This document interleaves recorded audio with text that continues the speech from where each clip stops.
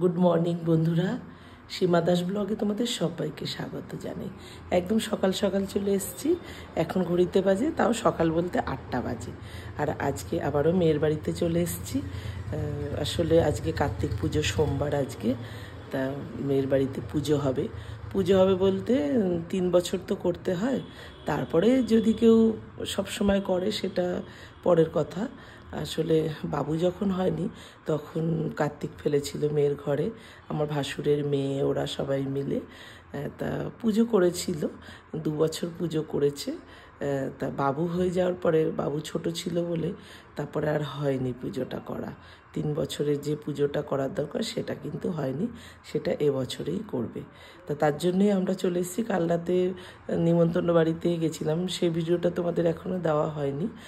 তা নিমন্ত্রণ বাড়ি থেকে ডাইরেক্ট আমরা একদম চলে এসেছি, ওর বাবা আর আমি দুজনে আমরা ওদের সাথেই কাল রাতে চলে এসেছি। তা ঘুম থেকে উঠেছি অনেকক্ষণ আগে, এখন ঘড়িতে 8টা বাজে। মানে শুয়েছিলাম, শুয়ে আর কি মোবাইল ঘাঁটছিলাম, যা করে সবাই আর কি। আর মেয়ে ওরা ঘুমাচ্ছিল, তো তাই জন্য উঠি না। আর পুজো তো হবে সেই সন্ধেবেলা। তা সারাদিনে যা যা সবটাই দেখাবো তোমাদের, সঙ্গে থেকো। চলো, টাটা।